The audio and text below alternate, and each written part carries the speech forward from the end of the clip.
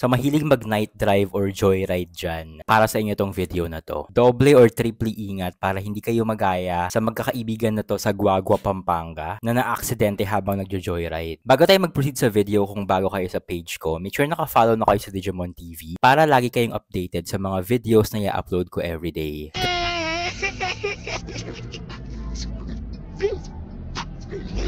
Ikaw na lang ang tatawid. Ngayong gabi, sipin ko rin tayo ang magbabalik. Maliban na. Mabigat tayo, guys. Uy, pupukat na ko.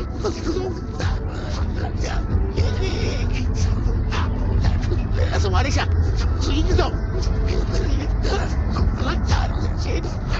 Nagyo to rin.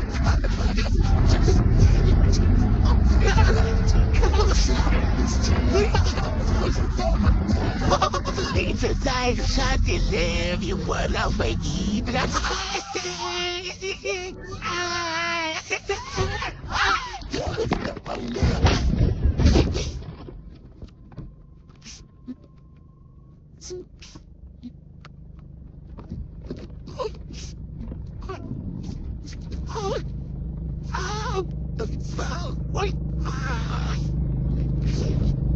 Stop! Lang, tapos niyo. Patawag ka sa ilalim pa po.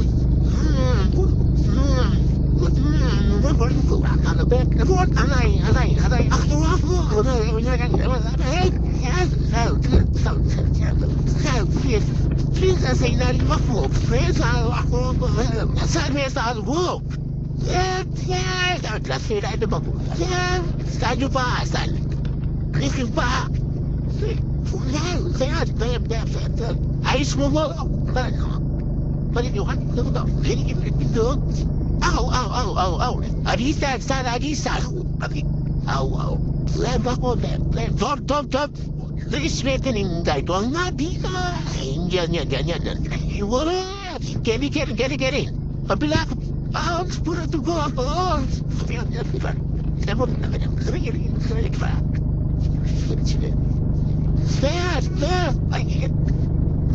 Bari, sumul ka sa akin. Papi ka! Awin mo, pare, awin lang, pare.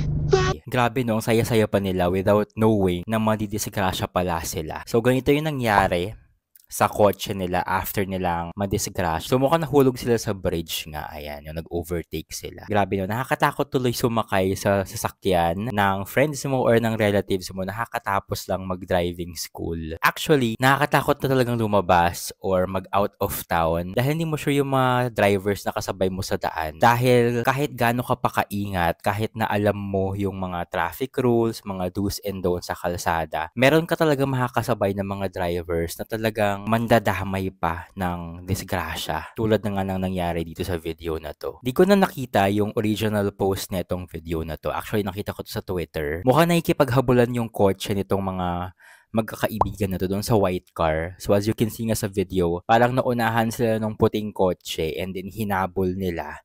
And then nag-overtake sila sa bridge, 'di ba? Bawal 'yun dapat dahil hindi ka dapat nag-overtake pag sa bridge na dahil sobrang delikado yung ganun. And unfortunately, pag overtake nga nila parang bumangga sila sa gutter nung bridge and then ayun na out of balance na sila and narinig naman sa video na parang mabigat yung kotse nila dahil siguro sobrang dami nila sa kotse. And pag mabigat yung kotse, mahirap na siyang i-navigate kapag ganun ngang nabangga ka na sa gutter. At idagdag mo pa yung sobrang lakas na music or background music nga na nakaka-distract din sa driver. And itong video na to ay naka-receive ng sobrang daming hate comments or negative comments sa social media. And ito yung sabi nila. So sabi ni John Michael, actually deserve nila. So galit na galit siya.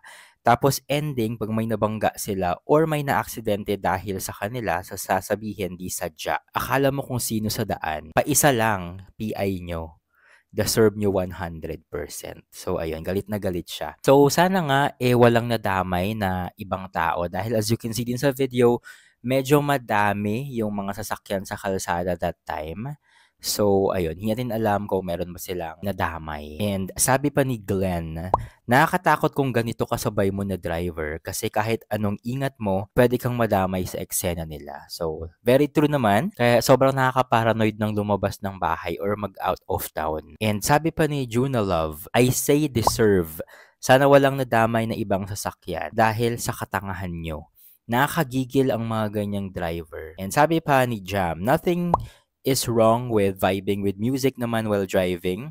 Pero suggested pa din na not on full blast if hindi pa sanay. Pero kailangan ba talagang bilisan? Lol, not cool. Kakamatay nyo pa or baka makapatay pa kayo. Agree naman ako dito sa sinabi nga ni Jam. And nag-post din yung friends or relatives nung babae na kasama dito sa kotseng na disgrasya. Ayan. Bale, up for leg surgery siya dahil nga sa nangyari. And ayun, they're asking for prayers and financial support. Ayan, yung GCash number, just in case may gustong tumulong, ayan yung GCash number nila para meron silang pang pa-leg surgery nga. So, ang lesson dito sa video na to ay doble or triple ingat sa kalsada and maging mapagmatsyag dahil sabi ko nga kanina kahit gaano ka pa kaingat sa pagdadrive, meron ka talaga makakasabay ng mga kamote drivers na hindi alam yung mga dapat at hindi dapat gawin. At ayun na nga, ang ending ay disgrasya or road rage or away sa daan or ano pa man yan. Pero gulo ang ending. So, be responsible drivers, maging maingat. Huwag naman damay ng iba pang tao dahil gusto nyo lang mag-enjoy, mag-joyride or mag-Tokyo drift sa kalsada. Ayun, sana ay maging lesson itong video na to sa mga nanonood, especially doon sa mga kabataan, yung mga first-time drivers, nakakahawak lang ng manibela or kakatapos lang mag-driving lesson, maging lesson tong video na to dahil kapag ikaw yung driver, hawak mo yung buhay ng mga pasahero mo. So, doble, triple ingat, maging mapagmatsyag.